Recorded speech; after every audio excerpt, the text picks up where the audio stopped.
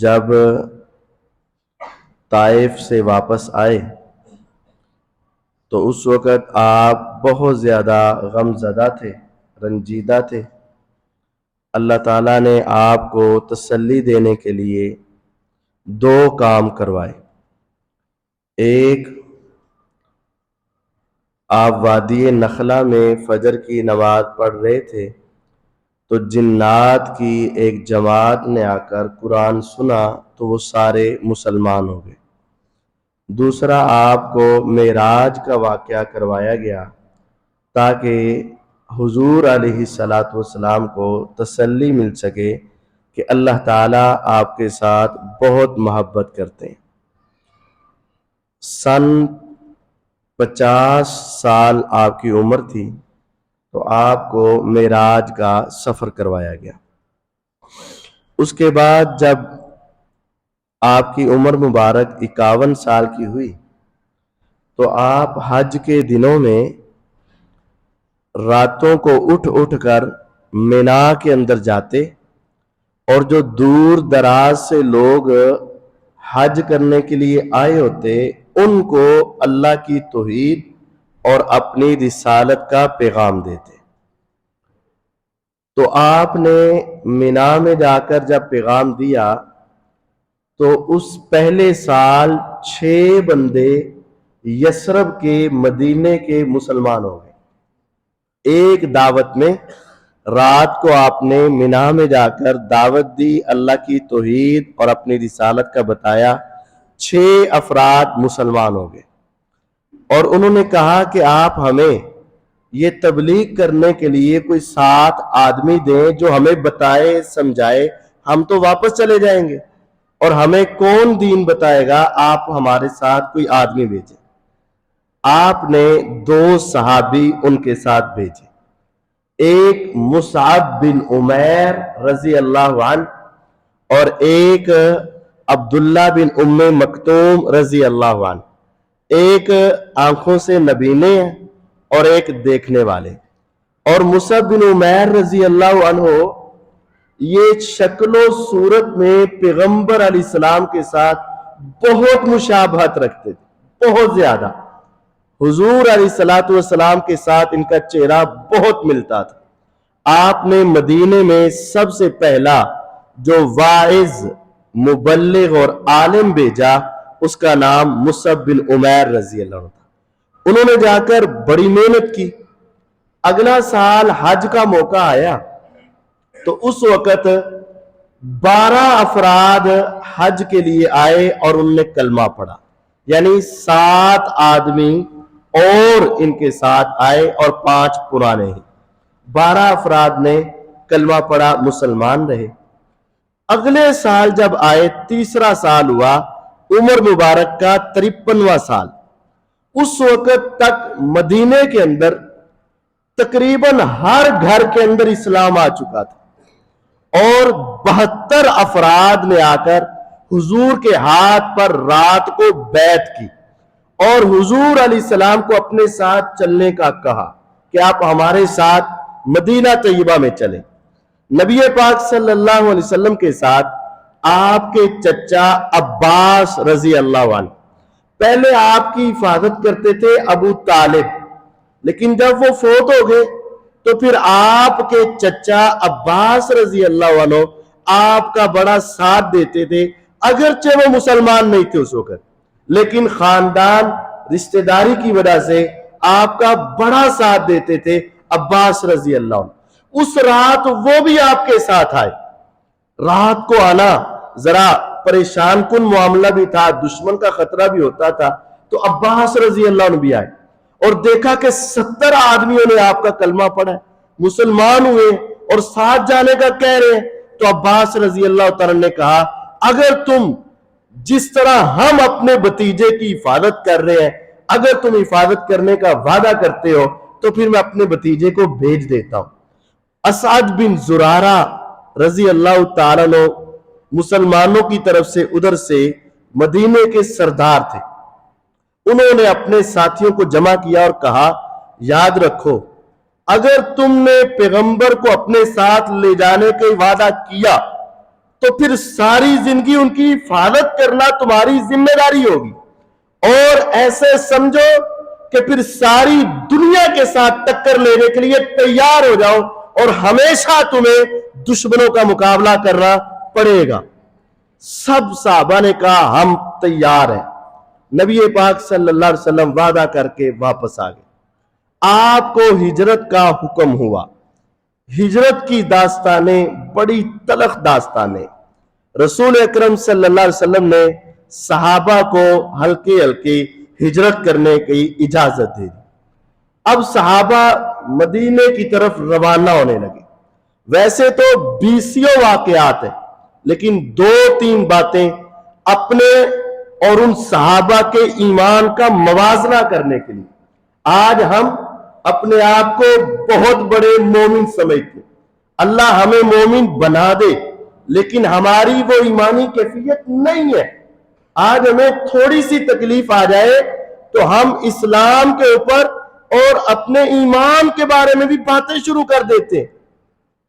جب صحابہ کو مکہ سے مدینے کی طرف ہجرت کا حکم ہوا، سب سے پہلے جو یہاں سے ہجرت کرنے کے لیے اٹھے ان کا نام تھا سیدنا ابو سلمہ رضی اللہ عنہ۔ ہماری اماں ہے ام سلمہ رضی اللہ عنہ، نبی علیہ السلام کی بیوی ام سلمہ۔ پہلے حضور کی یہ بیوی نہیں تھی، پہلے یہ ابو سلمہ کی بیوی تھی مکہ میں۔ جب ابو سلمہ فوت ہوئے تھے ان کے بعد حضور علیہ السلام نے ان کے ساتھ نکاح کیا، اور اب وہ ہماری اماں ہے۔ پہلے ابو سلمہ اور ام سلمہ رضی اللہ عنہما، یہ 2 افراد مکے سے مدینے کی طرف ہجرت کرنے کے لیے سب سے پہلے نکلے۔ جب ابو سلمہ رضی اللہ عنہ نکلے تو ابو سلمہ اپنے بیٹے اور بیوی کو لے کر ابھی مکے سے تھوڑا سا باہر گئے تو ابو سلمہ کے رشتہ دار بھی آ گئے، ام سلمہ کے رشتہ دار بھی آ گئے۔ ام سلمہ کے رشتہ داروں نے، ماں باپ نے کہا ابو سلمہ تو نے جانا ہے تو جا، ہم اپنی بیٹی تیرے ساتھ نہیں بھیج سکتے۔ زور سے ان کو چھین لیا۔ جب انہوں نے اپنی بیٹی کو چھینا تو ابو سلمہ کے والدین نے کہا ابو سلمہ تو نے جانا ہے تو جا، لیکن ہم اپنی نسل کو تیرے ساتھ نہیں بھیج سکتے۔ اس کو چھیننا شروع کر دیا۔ اب ابو سلمہ کی کیفیت غور کریں کہ سسرال والوں نے بیوی چھین لی اور ماں باپ نے بیٹا چھین لیا۔ اب ان کے ذہن میں یہ تھا کہ بیوی کی محبت کی خاطر ہجرت روک دیں گے، اور ان کے ذہن میں یہ تھا کہ بیٹے کی محبت کی خاطر ہجرت روک دیں گے۔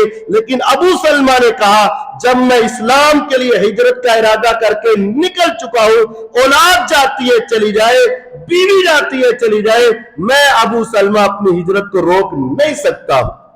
پھر ایسا ہوا سیدہ ام سلمہ رضی اللہ عنہ پیچھے سے روتی رہتی اور 1 سال تک پریشانی کے عالم میں انہوں نے وقت گزارا۔ پھر ان کے خاندان کو تھوڑا سا خیال آیا، انہوں نے پھر ام سلمہ سے کہا جاؤ اپنے خاوند کے پاس چلی جاؤ۔ ام سلمہ پھر اپنے سسرال کے پاس گئی، کہا میں اپنے خاوند کے پاس جانا چاہتی ہوں، بیٹا مجھے دے دو۔ پھر وہ بیٹے کو لیا اور اپنے خاوند کے پاس مدینہ پہنچی۔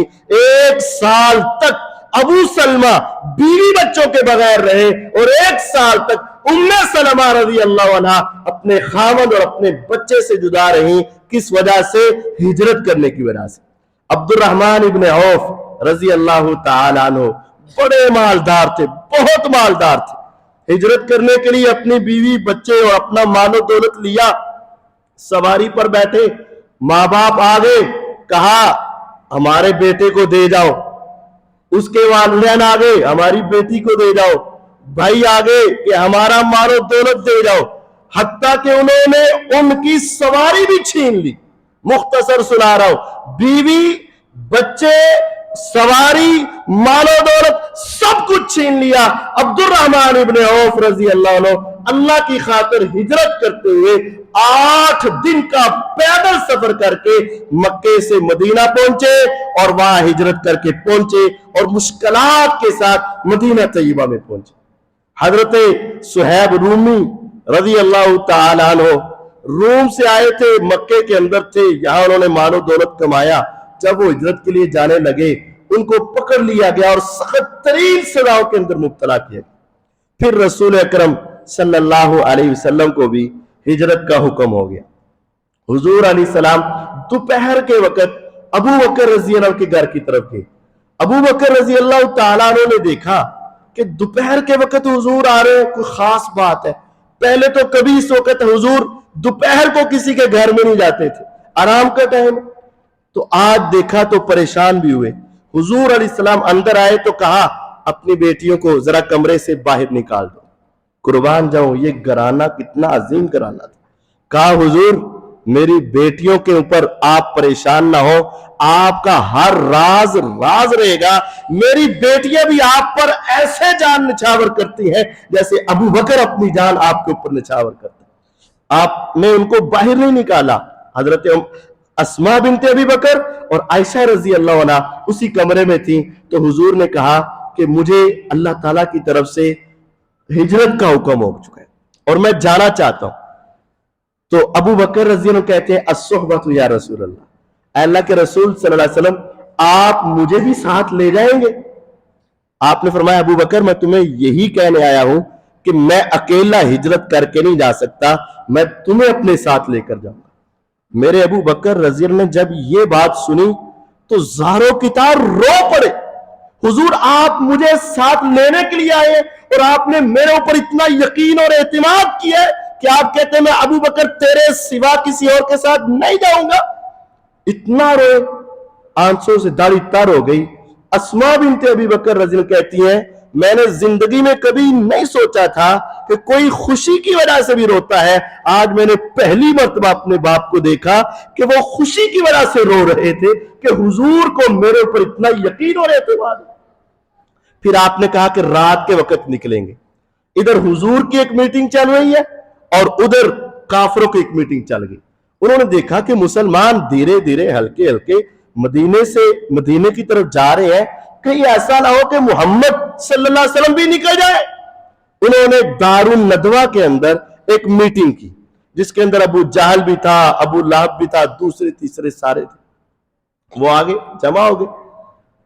اب وہ جمع ہوئے تو شیطان علیہ لعنہ بھی انسانی شکل کے اندر آ گیا اور ایک بزرگ کی شکل میں آیا اور اس مجلس میں بیٹھ گیا اور آ کر مشورہ کرنے لگے۔ ابو الاسود ایک کافر تھا، اس نے کہا میرا خیال ہے کہ محمد صلی اللہ علیہ وسلم کو اس اپنے علاقے سے نکال دو، جائے جدھر مرضی، ہمیں کیا ہے۔ دوسروں نے کہا یہ کیا بات ہوئی، اگر وہ دوسرے علاقے میں چلا گیا، میٹھی زبان ہے، سچا کلام ہے، لوگوں کو اپنے ساتھ ملا کے تمہارے اوپر آ کر حملہ کرے گا اور تمہیں تہس نہس کر دے گا، باہر نہیں بھیجنا۔ ابو البختری کہنے لگا ایسے کرو ان کو قید میں بیڑیوں میں ڈال کے کسی جگہ پہ بند کر دو۔ ابو جہل کہنے لگا کیسی بات کر رہے ہو، اگر محمد صلی اللہ علیہ وسلم کے ساتھیوں کو پتا چل گیا کہ وہ یہاں قید ہے، وہ اپنی جانوں کا نذرانہ لے کر اس کو چھڑا کر لے جائیں گے، کیا فائدہ ہوگا۔ پھر ابو جہل نے کہا کہ میرا خیال ہے کہ ان کو شہید کر دیا جائے، قتل کر دیا جائے۔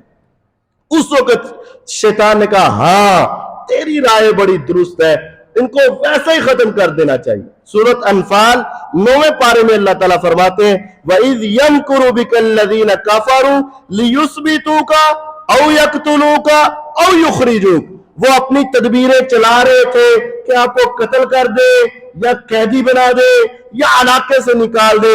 وَيَمْكُرُونَ وَيَمْكُرُ اللَّهُ، وہ اپنی تدبیریں کر رہے تھے، میرا رب اپنی تدبیر کر رہا تھا۔ وہ سوچ رہے تھے ماریں گے حضور کو، اللہ تعالیٰ چاہ رہے تھے یہاں سے نکالیں گے۔ انہوں نے کہا کہ پھر یہ کام جلدی کرنا چاہیے، آج رات ہی یہ کام کر لینا چاہیے، یہ قصہ تمام کر دیا جائے۔ انہوں نے کہا کون کرے گا؟ کہنے لگے 10 قبیلے ہیں، 10 قبیلوں کا ایک ایک آدمی ضرور ہونا چاہیے۔ 10 قبیلوں کے 10 آدمی آگے، ہاتھوں میں تلواریں پکڑ لی، حضور علیہ السلام کے گھر کے باہر پہرا لگا دی۔ حضور علیہ السلام نے آدھی رات کو نکلنا تھا تو وہ عشاء کے بعد آگے اور پہرا لگا دی۔ اب ان کا ذہن ہے کہ جب بھی حضور صبح صبح اٹھ کر بیت اللہ کی طرف جانے لگیں گے تو ہم ان کو شہید کر دیں گے۔ نبی پاک صلی اللہ علیہ وسلم کو وحی کے ذریعے خبر ہو گئی۔ آپ نے علی رضی اللہ تعالی عنہ کو بلایا اور آ کر نے وہ امانتیں ان کے ہاتھ میں دے دی. یہ فلاں کی امانت ہے، فلاں کی، یہ جو باہر کھڑے نہیں مجھے مارنے کے لیے، قتل کرنے کے لیے، ان کی امانتیں میرے پاس ہیں، آپ ان کو دے کر آ جانا. کسی نے پوچھا ہے علی رضی اللہ عنہ جب پتہ چل گیا تھا کہ باہر مارنے والے کھڑے ہیں، ہاتھوں میں تلواریں ہیں اور وہ حضور کو شہید کرنا چاہتے، تو اس رات حضور کے بستر پر پڑھ کے تمہیں نیند آ گئی اور کیسے تم سوئے؟ کہا اللہ کی قسم مجھے کوئی خوف و خطرہ نہیں ہوا، کیونکہ رسول اللہ صلی اللہ علیہ وسلم نے کہا تھا ان کی امانتیں دے کر میرے پیچھے آ جانا. جب حضور نے کہا تھا آ جانا، پھر مجھے یقین تھا کہ 10 تلواریں کیا 100 تلواریں بھی ہو، جب پیغمبر علیہ السلام نے کہہ دیا آ جانا پھر مجھے کوئی مار سکتا نہیں، مار سکتا تھا. حضور نے کہا تھا آ جانا، حضور نے ان کی امانتیں ان کے ہاتھ پکڑائی. یہ ہمارے لیے کتنی عبرت ہے، کتنی نصیحت ہے کہ دشمن کا مال بھی اگر آپ کے پاس ہے تو وہ بھی آپ نے کھانا نہیں، حرام مال نہیں کھانا، امانتوں میں خیانت نہیں کرنی، جس کا حق ہے اس کو دینا ہے. تیرا دشمن تجھے مارنے کے لیے تیار، قتل کرنے کے لیے تیار، دروازے پر کھڑے تلواریں لے کر، لیکن اس کا حق نہیں کھانا. بھائیوں کا حق کھائی جاؤ، بہنوں کا حق کھائی جاؤ، کسی کے پلاٹوں پہ قبضے کر کے کھائی جو، بس ظلم کر کے کھائی جو. یہ مسلمانی ہے. مسلمانی اس کا نام ہے کہ محمد صلی اللہ علیہ وسلم نے دشمنوں، کافروں، ظالموں، قاتلوں کا بھی مال آپ نے نہیں رکھا. یہ نہیں کہا اچھا منو قتل کرنا چاہتے ہو لے لو پھر میں کوئی اپنا مال لے لینا، ہمارے ہاں لے سکنا تو لے لیں، یہ کہتے نہیں. ایسی کوئی بات. آپ نے علی رضی کو دیا، رات کے اندھیرے میں نکلے. جب آپ نکلے تو وہ باہر تھے. آپ نے زمین سے کنکر پکڑے، چھوٹی سی ریت سی پکڑی، ان کے سروں پہ ڈال دی، ان کے سروں پہ ڈال دی. سورت یاسین کی پہلی آیات تلاوت کرتے رہے، 10 آیات. وَجَعَلْنَا مِن بَيْنِ أَيْدِيهِمْ سَدًّا وَمِن خَلْفِهِمْ سَدًّا فَأَغْشَيْنَاهُمْ فَهُمْ لَا يُبْصِرُونَ. اللہ فرماتے ہیں ہم نے آپ کے اور ان کے درمیان ایک دیوار بنا دی، ہم نے ان کی آنکھوں کو ڈھانپ دیا، بظاہر کھلی تھی، ایک دوسرے کو نظر آ رہے تھے، سب کچھ نظر آ رہا تھا، لیکن محمد صلی اللہ علیہ وسلم کو نظر نہیں آ رہے تھے. وہ رب ہے، ہر شے پہ قادر ہے، علی کل شیء قدیر ہے، وہ ہر شے پہ قادر ہے. وہ چاہے تو کھلی آنکھیں کھلی بھی رہے لیکن محمد صلی اللہ علیہ وسلم نظر ہے نہ آئے، وہ ہر شے پہ قادر ہے. آپ نے وہ پکڑی راکھ اور ان کے سروں پہ ڈالی اور آپ ان کے درمیان سے نکل گئے. آپ چلے گئے دور تو کوئی وہاں سے گزرا، انہوں نے کہا خیر ہے آج 10 آدمی رات کے وقت اس دروازے پہ، ہاں بس چپ کر جا آج کام تمام ہو جائے گا. کیا مطلب؟ آج وہ محمد نہیں ہے صلی اللہ علیہ وسلم، آج ہم نے اس کو چھوڑنا نہیں، اس کو چھوڑنا نہیں. کیا مطلب؟ ہم نے ختم کر دینا. وہ تو تمہارے پاس سے گزر گیا، کس کو ختم کرنا ہے؟ کیسی باتیں کر رہے؟ ارے کون گزر گیا ہے؟ وہ جس کو تم کہہ رہے ہو ماریں گے تو وہ تو گزر گیا. ارے کہاں گزر گیا؟ ہم کچھ سوئے ہیں؟ ہم تو جاگ رہے، ہم دیکھ رہے، ہمارے یہاں سے نکل نہیں سکتا. بس تکرار ہو. اس نے کہا اپنے سروں پہ دیکھو تو صحیح تمہارے سروں پہ کیا پڑا ہوا ہے. اس نے دور سے دیکھ لیا ہوگا، انہوں نے ہاتھ لگائے تو یہ ایک دوسرے. تو پھر اندر کون ہے؟ اوپر چڑھ کے جھانکا تو اندر لیٹا، نہیں وہ اندر لیٹا ہوا ہے. جب صبح ہوئی تو دیکھا کہ جو بیدار ہونے والا تھا وہ کون تھا؟ علی المرتضیٰ رضی اللہ. پوچھا علی بتا محمد صلی اللہ علیہ وسلم کہاں ہے؟ فرمایا مجھے نہیں پتا کہاں ہے، کیونکہ ان کو پتا ہی نہیں تھا کہ اس وقت حضور کہاں ہے. ابو جہل کو پتا چلا، ابو جہل دوڑا گیا ابو بکر صدیق رضی اللہ کے گھر میں. اس کو پتا تھا کہ اگر ایک گھر میں نہیں تو دوسرا ان کا گھر وہ. دنیا جانتی تھی، کافر جانتے تھے کہ حضور کا سب سے گہرا تعلق کس کے ساتھ. وہ ابو بکر رضی اللہ کے گھر میں گیا، اسماء بنت ابی بکر باہر نکلی، پوچھا تیرا ابو کہاں ہے؟ کہا پتا نہیں. کہا محمد صلی اللہ علیہ وسلم کہاں ہے؟ پتا نہیں. اس ظالم نے اتنے زور سے تھپڑ مارا، کہتی میرے کان کی بالی جڑ کے نیچے گر گئی. لیکن انہوں نے اپنے والد کا بتایا نہیں. نبی کریم صلی اللہ علیہ وسلم مکہ سے مدینہ شمال کی جانب ہے، لیکن حضور بڑے دانا تھے. حضور کو پتا تھا کہ یہ مدینے کی طرف میرا پیچھا کریں گے. مکے سے شمال کی جانب مدینہ ہے، حضور علیہ السلام جنوب کی جانب یمن کی جانب 7 کلومیٹر تک کا فاصلہ کرتے رہے. 7 کلومیٹر کے بعد ایک غار ہے جس کا نام ہے غار سور, جس پر چڑھتے چڑھتے رسول اللہ صلی اللہ علیہ وسلم کے پاؤں میں چوٹ بھی آ گئی, تو ابو بکر رضی اللہ عنہ نے آپ کو اٹھایا اور اس غار میں چلے گئے. آپ علیہ الصلوۃ والسلام نے غار سور میں 3 دن تک آپ وہاں چھپے رہے تاکہ دشمن دوسری طرف تلاش کرتے رہے. وہ 3 دن تک نہ تلاش کرتے رہے حتیٰ کہ ان کے کھوج لگانے والے حضور علیہ الصلوۃ والسلام کے اس غار کے منہ تک آ پہنچے. قرآن 10واں پارہ, اِلَّا تَنْصُرُوهُ فَقَدْ نَصَرَهُ اللَّهُ اِذْ أَخْرَجَهُ الَّذِينَ كَفَرُوا ثَانِيَ اثْنَيْنِ اِذْ هُمَا فِي الْغَارِ اِذْ يَقُولُ لِصَاحِبِهِ لَا تَحْزَنْ إِنَّ اللَّهَ مَعَنَا. جب وہ حضور کی غار کے کنارے تک پہنچ گئے, ابو بکر رضی اللہ عنہ اندر تھے اور ابو بکر رضی اللہ عنہ بہت زیادہ پریشان ہو گئے اور کہنے لگے حضور اگر ان ظالموں نے اپنے پاؤں کی طرف دیکھ لیا تو وہ ہمیں دیکھ لیں گے. آپ نے فرمایا قرآن مجید اللہ تعالیٰ فرماتے ہیں اِلَّا تَنْصُرُوا, لوگوں اگر تم اپنے نبی کی مدد نہیں کرو گے تو اللہ تعالیٰ نے تو اپنے پیغمبر کی ہر جگہ پہ مدد کی ہے. فَقَدْ نَصَرَهُ اللَّهُ, اللہ نے تو ان کی مدد کی ہے. اِذْ أَخْرَجَهُ الَّذِينَ كَفَرُوا, جب کافروں نے نکال دیا تھا ثانی اثنین, وہ 2 افراد تھے اس غار کے اندر. اذ یقول لصاحبہ لا تحزن, جب ابو بکر پریشان ہو رہے تھے تو محمد صلی اللہ علیہ وسلم اس موقع پر بھی اپنے ساتھی سے کہہ رہے تھے لا تحزن, غم نہ کر, ان اللہ معنا, اللہ ہمارے ساتھ ہے, اللہ ہمیں اکیلا نہیں چھوڑے گا. ما ظنک باثنین اللہ ثالثہما, ابو بکر تیرا ان 2 بندوں کے بارے میں کیا خیال ہے جن کے ساتھ تیسرا اللہ ہو, اللہ ان کو کبھی بھی اکیلا نہیں چھوڑے گا. ابو بکر رضی اللہ عنہ بہت پریشان ہوئے تو رسول اللہ صلی اللہ علیہ وسلم نے ابو بکر رضی اللہ عنہ کو تسلیاں دی. یہاں بڑی باتیں قابل غور ہے. ایک تو یہ حضور کا اللہ پر یقین اعتماد کتنا تھا کہ دشمن آ بھی گیا ہے تو فرمایا اللہ ہمارے ساتھ ہے. اور دوسری بڑی بات, ابو بکر رضی اللہ عنہ کو حضور کے ساتھ اتنا پیار تھا کہ جب دشمن آئے تو پریشان ہو گئے کہ کہیں میرے آقا کو اب کوئی پریشانی نہ پہنچ جائے. اور تیسرا ایک واقعہ قرآن مجید میں آتا ہے کہ موسیٰ علیہ السلام جب اپنی قوم کو لے کر فرعون سے نجات لے کر نکلے نا, ایک ہجرت وہ بھی تھی, ایک ہجرت یہ بھی ہے. قوم کو راتوں رات لے کر نکلے موسیٰ علیہ السلام, اور ابو بکر کو راتوں رات لے کر نکلے محمد الرسول اللہ صلی اللہ علیہ وسلم. قوم کے پیچھے آگے فرعون اور حضور کے پیچھے آگے دشمن, ان کے آگے آ گیا سمندر, دریا, پیچھے قوم. انہوں نے کہا انا لمدرکون, اب تو پکڑے گئے. ان کے بھی غار کے باہر آگے دشمن.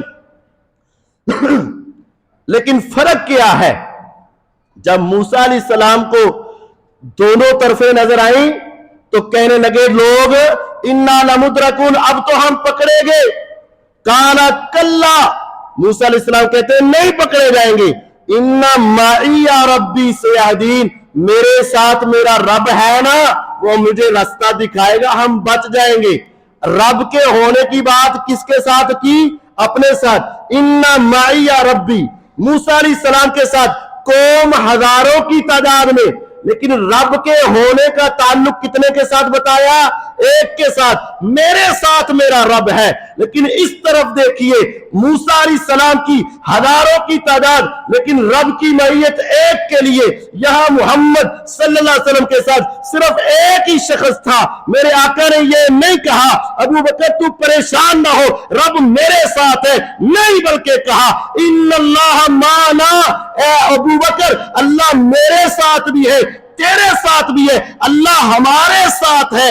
صرف اپنا ذکر نہیں کیا بلکہ ابو بکر کا بھی ذکر کیا ہے. ادھر موسیٰ علیہ السلام نے رب کی معیت اپنے لیے किसी और के लिए नहीं। यहां अबू बकर रज़ी अल्लाह के लिए भी और मोहम्मद सल्लल्लाहु अलैहि वसल्लम के लिए भी आपने फरमाया, अबू बकर परेशान ना हो, अल्लाह हमारे साथ है।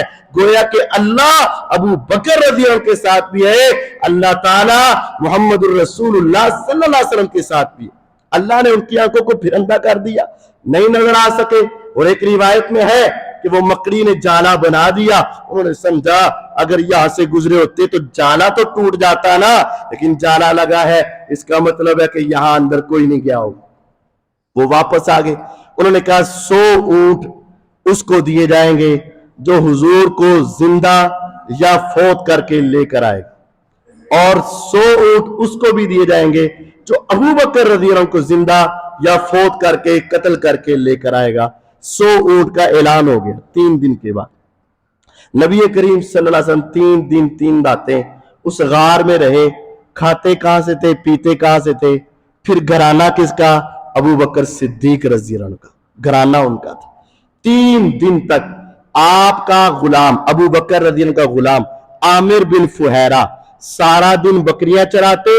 जब रात होती लोग अपने अपने घरों में ले जाते, ये घर में ले जाकर रात को फिर लाकर गारे सोर में हुजूर को बकरियों का दूध पिलाकर और अगले दिन के लिए कुछ देकर फिर चले जाते रातों रात वापस, आमिर बिन फुहैरा। और हुजूर का दूसरा अबू बकर रज़ी का बेटा अब्दुल्ला बिन नबी बकर, घराना अबू बकर का रज़ी अल्लाह, अब्दुल्ला बिन नबी बकर सारा दिन मक्के में घूमते रहते, लोगों की सारी साजिशों का जायजा लेते रहते और रात के वक्त आकर उनको सारी साजिशों का बता देते। 3 दिन तक आप वहां रहे। चौथे दिन आपने कहा, अब्दुल्ला बेटा मेरी 2 ऊंटनियां वहां से ले आओ घर से, और साजो सामान भी ले आओ, रास्ते का सफर ले आओ, सफर का सामान ले आओ। तो सफर का सामान अबू बकर रज़ी अल्लाह के घर से आया, ऊँटनियां उनके घर से आई, हुजूर अलैहिस्सलाम ने उन पर बैठे और सफर शुरू कर दी। अब आपने अपने साथ एक माहिर गाइड ले लिया। गाइड लिया, उसका नाम था अब्दुल्ला बिन अरीकत। उसको कहा कि आम रास्ते से हटकर दूसरा रास्ता हमें समंदर के किनारे किनारे से लेकर चल। तो वो गाइड आगे आगे, आमिर बिन फुहैरा जो इनकी बकरियों का चरवाहा था वो पीछे पीछे, और दरमियान में नबी पाक सल्लल्लाहु अलैहि वसल्लम और अबू बकर रज़ी अल्लाह, ये 2 साथी जो उस वक्त भी गार में भी इकट्ठे, सफर में भी इकट्ठे, आज भी हुजूर के साथ इकट्ठे हैं। ये 2 शख्सियतें हमेशा इकट्ठी रही, आज भी अल्लाह की जन्नतों में भी इकट्ठे वो हुजूर के साथ जा रहे थे। सुराका बिन मालिक बिन जोशम रज़ी अल्लाह तआला अन्हु अपनी एक मजलिस में बैठे हैं, तो एक मुसाफिर ने आके कहा, यार जिस आदमी को तुम तलाश नहीं कर रहे, मुझे शक पड़ता है कि समंदर के किनारे मैंने उनको जाते देखा। सुराका ने जानबूझ के कहा, नहीं नहीं नहीं, वो और है, मुझे पता है वो कौन गया, ऐसे ऐसे बात टाल दी। लेकिन वो समझ गए कि हाँ वही है, अब तो मेरी मौज लग गई, 200 ऊंट मेरे पक्के हो गए, मैं उनको पकड़ूंगा ले आऊंगा, 200 ऊंट मेरे पक्के हो गए। थोड़ी देर के बाद अपनी मजलिस से उठे, अपनी लोंडी को कहा कि आम दरवाजे से नहीं, पिछले दरवाजे से जल्दी से मेरा घोड़ा लेकर आ, मेरी तलवार लेकर आ, मेरा नेजा लेकर आ। सामान पिछले रास्ते से निकाला और उस रास्ते के पीछे चल पड़े। हत्ता के कहते हैं मैं रसूलुल्लाह सल्लल्लाहु अलैहि वसल्लम के करीब जा पहुंचा, इतना करीब गया कि मुझे हुजूर के कुरान पढ़ने की आवाज आ रही थी। हुजूर अलैहिस्सलाम सफर में क्या करते थे? कुरान पढ़ते थे। गम के मौके पर आप क्या करते थे? कुरान की तिलावत करते। और ये दुश्मन करीब पहुंच चुका है और उसके कानों तक हुजूर की क्या आवाज आ रही है? कुरान की तिलावत की आवाज आ रही है। हमें भी अपने सफरों को अच्छा बनाना चाहिए, हमें भी अपने सफरों के अंदर दुआएं करनी चाहिए, हमें अपने सफरों के अंदर अल्लाह की याद रखनी चाहिए। ये हदीस है, मुसाफिर आदमी की दुआ अल्लाह जरूर कबूल करते हैं।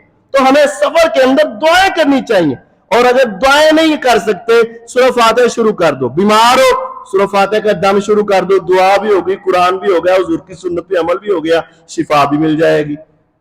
परेशान हो फातिहा का विरद शुरू कर दो।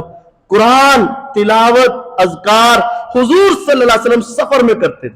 कहते मैं इतना करीब पहुंचा تو میرے دل میں خیال آیا کہ عرب کا دستور ہے فال نکالتے، فال کے مختلف طریقے ہوتے تھے. ایک طریقہ یہ ہوتا تھا کہ اپنے ترکے سے تیر نکالو، ایک کے اوپر لکھا ہوتا نعم، ہاں کام کر لو، ایک پر لکھا ہوتا لا، نا نا نا یہ کام نہ کرنا. تو میں نے ترکے سے تیر نکالا، آنکھیں بند کر کے اوپر لکھا لا، نا اگے نہ جائیں. میں نے کہا نہیں 100 اونٹ ہے، میرا ہاتھ ویسے لگ گیا ہوگا. میں نے دوبارہ دوسرے ہاتھ سے نکالا تو پھر نکلا جس پر لکھا تھا لا نہ جائیں. تو میں اپنے گھوڑے کو پھر آگے دوڑایا، تھوڑا سا آگے گیا تو میرے گھوڑے کے دونوں پاؤں نیچے زمین پہ دھنسنے شروع ہو گئے. اب وہ دھنسے تو میں زمین پر گرا. میں اٹھا، اپنے گھوڑے کو نکالنے لگا، بڑی مشکل سے نکالا تو وہاں سے دھواں نکلا اور آسمان کی طرف اٹھ گیا. میں حیران ہوا کہ دھواں کہاں سے نکلا. پھر میں نے فال نکالی تو پھر نکلا لا. اب کی بار میں نے کہا اے محمد صلی اللہ علیہ وسلم آپ مجھے امان دے دے، اللہ کی پناہ دے دے، آئندہ میں برے ارادے سے آگے نہیں بڑھتا. آپ علیہ الصلوۃ والسلام نے مجھے لکھ دیا، امان دے دی.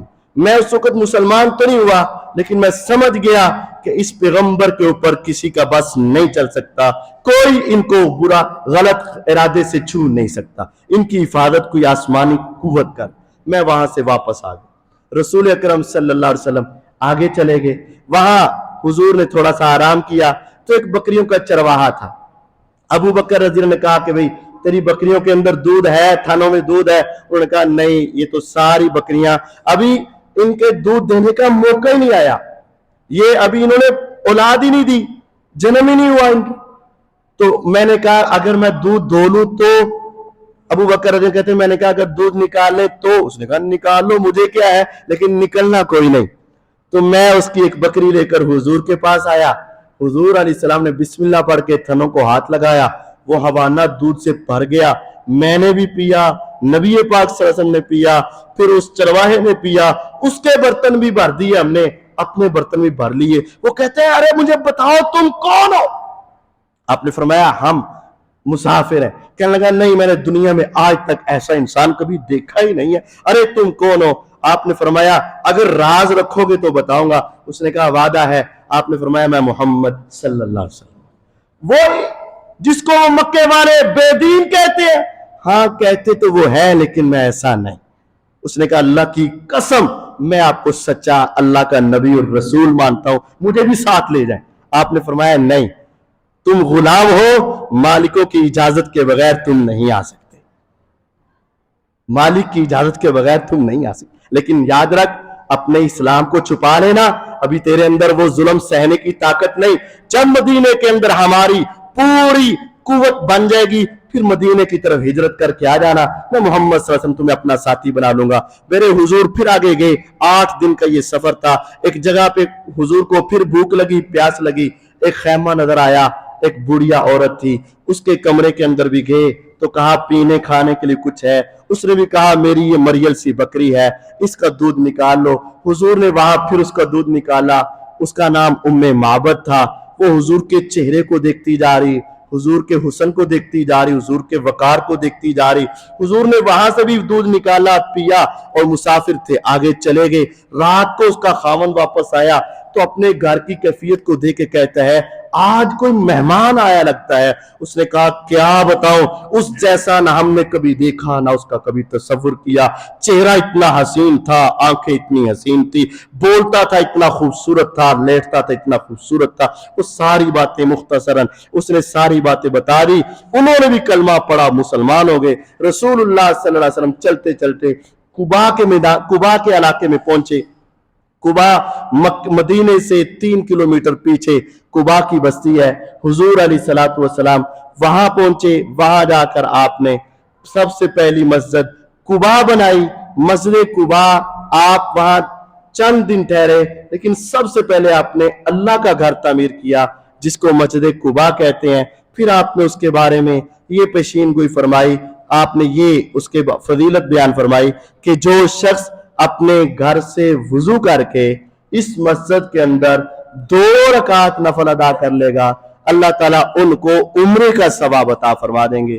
پھر آپ یہاں چند دن رہے، اس کے بعد آگے مدینہ طیبہ میں داخل ہوئے. انشاءاللہ آئندہ خطبے کے اندر مدینہ طیبہ کے اندر حاضری اور پھر حضور علیہ السلام نے اپنی مدنی زندگی کا جو انداز اپنایا جو ہمارے لیے بہت نصیحتوں والا ہے، اس کے اندر تو ایک ایک سال کے اندر اتنے عظیم واقعات اور نصیحتیں ہیں جو ہمارے ایمان کا جائزہ لینے کے لیے کافی ہیں، انشاءاللہ بیان کیے جائیں گے۔ اللہ تعالیٰ مجھے اور آپ کو اپنے ایمان کی حفاظت کرنے کے لیے اور اپنے اسلام کو بچانے کی توفیق عطا فرمائے۔ وآخر دعوانا ان الحمدللہ رب العالمین۔